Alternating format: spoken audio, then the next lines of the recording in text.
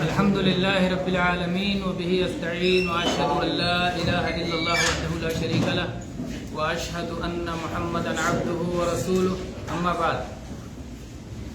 میرے بھائیو، جیسا کہ آپ سب جانتے ہیں کہ یہ درس 1 بجے سے شروع ہوتا ہے، لیکن اللہ کے فضل سے اور اللہ کی توفیق سے ہمارے بہت سارے بھائی جمعہ پڑھ کے سیدھے آ جاتے ہیں. تو 1 بجنے کے بعد 1 بجنے سے پہلے کا جو وقت ہوتا ہے اس کو ہم لوگ اس لیے استعمال کرتے ہیں کہ جمعہ کے خطبے میں کیا کہا گیا ہے.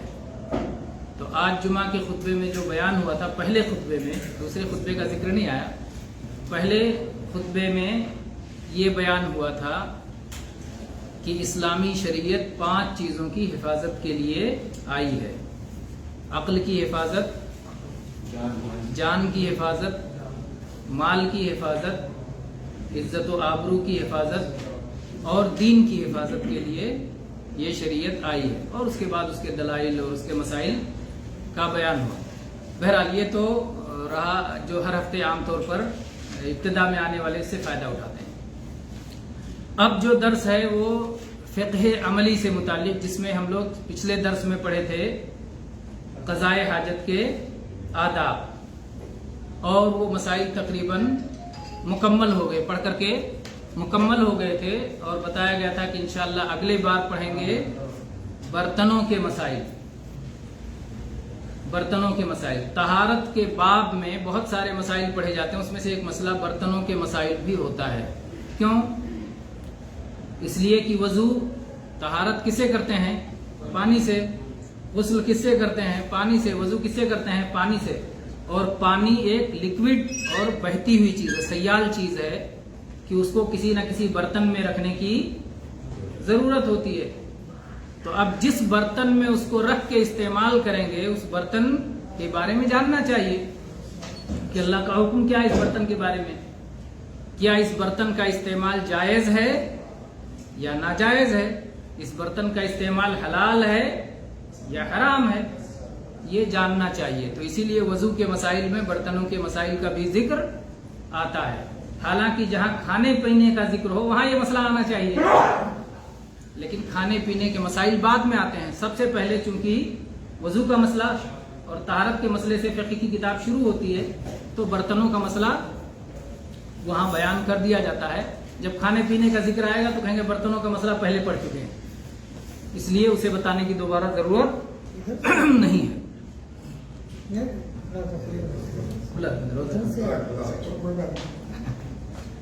دروازہ کھلا رکھیں کہ آنے جانے والا.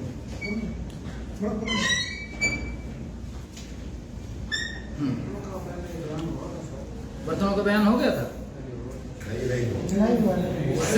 صرف ذکر آیا تھا میرے خیال سے. اچھا کوئی مشکل نہیں، تو تھوڑا سا بیان کر لیتے ہیں، بہت لمبا مسئلہ نہیں. پھر مسائل یہ چونکہ زیادہ مسائل نہیں ہیں اس لیے مختصر کر لے لیتے ہیں اس کو. چھوٹا ہی سا مسئلہ ہے. اس میں یہ جانیں کہ سونے چاندی کے برتنوں کے علاوہ ہر طرح کے برتن جائز ہیں.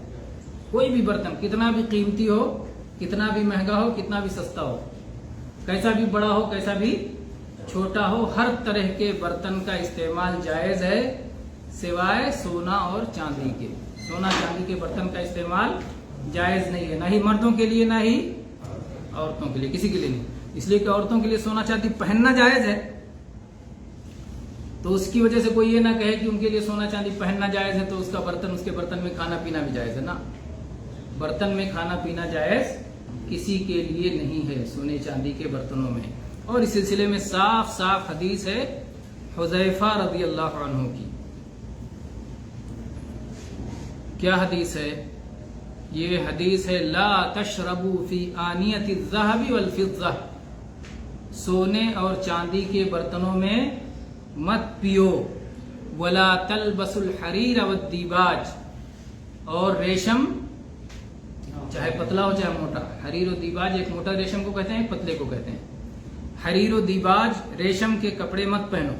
فَإِنَّهَا لَهُمْ فِي الدُّنْيَا وَلَكُمْ فِي الْآخِرَةِ، یہ ان لوگوں کے لیے ہیں دنیا میں. کن لوگوں کے لیے؟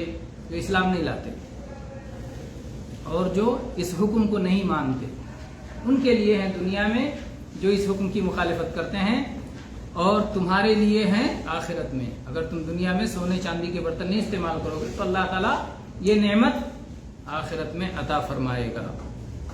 یہ حدیث متفق علیہ ہے، صحیح بخاری میں 5633 اور صحیح مسلم میں 2067 نمبر پر ہے۔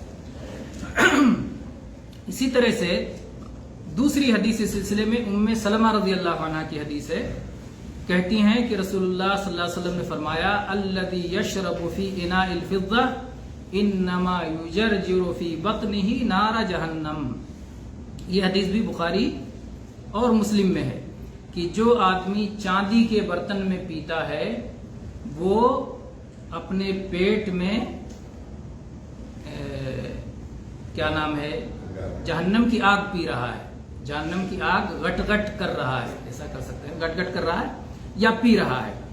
صحیح مسلم کے الفاظ ہیں کہ جو شخص چاندی یا سونے کے برتن میں پیتا ہے تو وہ جہنم کی آگ پی رہا ہے، تو سونے چاندی کا ذکر وہاں پر ہے۔ اس کے بعد میں شیخ البانی رحمہ اللہ جو کہ حدیث کے ماہر ہیں، ان کی تحقیق ذکر کیا ہے صاحب کتاب نے کہ شیخ کہتے ہیں کہ سونے کا ذکر حدیث میں یہ شاذ ہے۔ شاذ مطلب یہ ہوتا ہے کہ جو زیادہ بیان کرنے والے ہیں راوی، ثقہ راوی زیادہ بیان کرنے والے ہیں، ان کے مقابلے میں کوئی ایک راوی بیان کر رہا ہے جس کا درجہ وہ درجہ نہیں ہے، اس لیے کہا کہ سونے کی ممانعت صراحت کے ساتھ حدیث میں ثابت نہیں ہے، لیکن اگر چاندی کی ممانعت ثابت ہو جائے تو سونے کی ممانعت بدرجہ اولا ثابت ہو جائے گی۔ سونا چاندی دونوں کو بطور قیمت استعمال کیا جاتا تھا، درہم و دینار، تو جب ایک چیز کو استعمال کرنے سے منع کر دیا گیا جو کہ ہلکی ہے، اس کے مقابلے میں سونا کے مقابلے میں چاندی ہلکی چیز ہے، تو جب چاندی سے منع کر دیا گیا تو سونا سے بدرجہ اولا منع کر دیا جائے گا۔ تو شیخ بھی یہ بات مانتے ہیں کہ ظاہر ہے سونا زیادہ خطرناک ہے، زیادہ بڑا ہے، اس لیے سونے کے برتنوں میں بھی کھانا پینا ممنوع ہوگا۔ کیا وجہ اس کی ہو سکتی ہے؟ فضول خرچی ہو سکتی ہے، فخر و غرور ہو سکتا ہے، غریبوں کا دل دکھانا ہو سکتا ہے، بہت سارے اسباب ہو سکتے ہیں، شریعت نے ذکر نہیں کیا، یہ چھوڑ دیا آپ لوگوں پر کہ غور کرو۔ حکمت، علماء حکمتوں پر غور کرتے ہیں اور پھر اس کے بعد وہ جس طرح سوچتے ہیں، غور و فکر کرتے ہیں، اللہ انہیں اجر و ثواب دیتا ہے، تو حکمت کوئی نہیں بتائے گی۔ کیوں سارے برتن حلال ہیں؟ سوال اٹھے گا نا، سارے سونا چاندی کی ممانعت آ گئی، باقی کا تو کچھ ذکر نہیں ہے، تو کیوں حلال ہے؟ اس لیے کہ اصل یہ ہے ساری چیزوں میں کہ ساری چیزیں جائز ہیں، اور اصل کی دلیل کیا ہے؟ اللہ تعالیٰ نے فرمایا خلق لکم ما فی الارض جمیعا، زمین میں جو کچھ ہے اللہ نے تمہارے لیے پیدا کیا، تو جب اللہ نے تمہارے لیے پیدا کیا تو اگر جائز نہ ہو تو تمہارے لیے کہاں ہوا ہے نا؟ تو اس لیے ساری چیزوں کا استعمال جائز ہے، یہی اصل ہے، تو ہر طرح کے برتن استعمال کر سکتے ہیں۔ اس کتاب میں نہیں ذکر ہے، لیکن ایسے فقہ کی بعض کتابوں میں مسئلہ بھی ذکر رہتا ہے کہ اگر انسان کے چمڑے کا کوئی برتن ہو، انسان قابل احترام ہے نا، اس لیے زندگی میں مرنے کے بعد ہر ہمیشہ اس کا احترام ہے، اس لیے اگر انسان کے چمڑے کا کہیں برتن بنایا جائے یا انسان کی ہڈی کا برتن بنایا جائے تو کیا وضو یا غسل کے لیے اس کا استعمال جائز نہیں ہوگا۔ تو یہ برتن کا مسئلہ اتنا ہی تھا، اس لیے بس کافی ہو گیا۔ ممکن ہے پڑھا گیا ہو تو ٹھیک ہے، نہیں پڑھا گیا ہو تو یہ مسئلہ ختم ہو گیا۔ برتنوں کے مسائل میں صرف اتنی سی بات۔ اس کے بعد میں ہے طہارہ، الطہارۃ للصلاۃ، صلاح کے لیے طہارت کی اہمیت، یہ سب آپ سب لوگ جانتے ہیں، ہے نا؟ عبداللہ ابن عمر رضی اللہ عنہما بیان کرتے ہیں کہ میں نے نبی کریم صلی اللہ علیہ وسلم کو فرماتے ہوئے سنا، لا تقبل صلاۃ بغیر طہور، طہارت کے بغیر کوئی صلاح اللہ کے یہاں قبول نہیں ہے۔ یہ حدیث صحیح ہے، صحیح مسلم میں 224 نمبر پر ہے۔ تو صحیح حدیث ہے کہ کوئی صلاح طہارت کے بغیر قبول نہیں ہے۔ اور کوئی طہارت کس کے بغیر قبول نہیں ہے؟ ایمان کے بغیر، ہے نا؟ کوئی کتنا اچھا وضو کرے اور اگر ایمان والا نہ ہو تو اس وضو کا کوئی فائدہ نہیں ہے. کوئی کتنا اچھا رکوع سجدہ کرے وضو کے بغیر اگر کر رہا ہے تو اس کا کوئی فائدہ نہیں ہے. تو طہور کوئی بھی صلاۃ طہور کے بغیر قبول نہیں، اور کوئی بھی عمل ایمان کے بغیر اللہ کے ہاں قبول نہیں.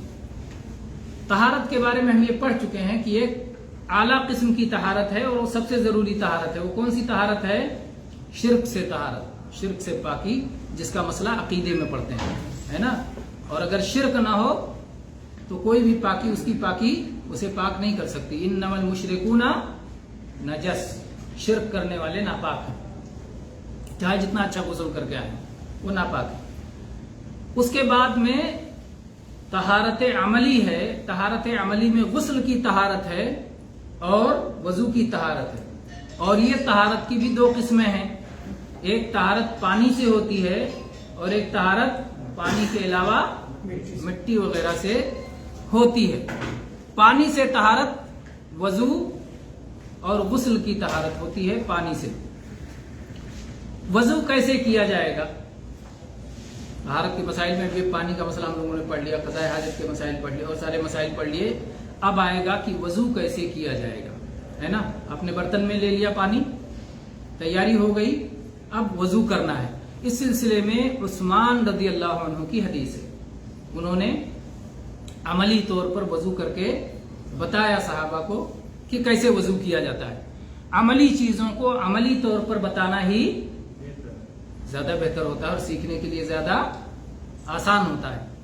تو کہتے ہیں کہ انہوں نے وضو کا پانی منگوایا، وضو کیا، اپنے دونوں ہتھیلیوں کو 3 بار دھویا، اس کے بعد میں کلی کی، ناک میں پانی کھینچا، کھینچ کے لے لیا نہیں اندر بلکہ کھینچ کے اس کے بعد پھر اسے صاف کیا. پھر اس کے بعد میں اپنے چہرے کو 3 بار دھویا، پھر داہنے ہاتھ کو کہنیوں سمیت، اس کو کہنی کہتے ہیں نا اس حصے کو، کہنیوں سمیت داہنے ہاتھ کو 3 بار دھویا. اس کے بعد بائیں ہاتھ کو کہنیوں سمیت 3 بار دھویا اسی طرح. پھر اپنے سر کا مسح کیا، پھر اپنے داہنے پیر کو ٹخنوں سمیت دھویا 3 بار. پھر اس کے بعد میں بائیں پیر کو اسی طرح دھویا. پھر اس کے بعد فرمایا رأیت رسول اللہ صلی اللہ علیہ وسلم توضأ نحو وضوئی ھذا، میں رسول اللہ صلی اللہ علیہ وسلم کو دیکھا کہ آپ نے میرے اس وضو کی طرح سے وضو فرمایا. اور اس کے بعد میں آپ نے کہا کہ جو شخص میرے اس وضو کی طرح وضو کرے، پھر اس کے بعد میں کھڑے ہو کر کے 2 رکعتیں پڑھے اور اس دوران اپنے دل میں کسی قسم کا خیال نہ لائے، تو اس کے تمام پچھلے گناہوں کی معافی کر دی جاتی ہے. ابن شہاب زہری رحمہ اللہ فرماتے ہیں کہ ہمارے علماء کہا کرتے ہیں، کان علماؤنا یقولون، ہمارے علماء کہا کرتے ہیں ھذا الوضوء اسبغ ما يتوضأ به احد للصلاة، کہ صلاۃ ادا کرنے کے لیے سب سے کامل اور مکمل وضو یہی ہے جو اس حدیث میں ہے. وضو کا کامل طریقہ سمجھ میں آیا؟ 3 بار گویا کامل ہے. اس سے کم کسی نے 2 بار دھو لیا تو وضو ہو جائے گا، 1 بار دھو لیا تو بھی وضو ہو جائے گا. تو یہ سب سے کامل طریقہ ہے وضو کا. اب آپ لوگوں سے پریکٹیکل لے لیتے ہیں، ہے نا؟ تھیوریکل یعنی نظریاتی طور پر، تعلیمی طور پر وضو آپ نے سن لیا، اب پریکٹیکل سن لیتے ہیں. اس کو بند کر دیتے ہیں الحمدللہ. اس کے بعد وضو کی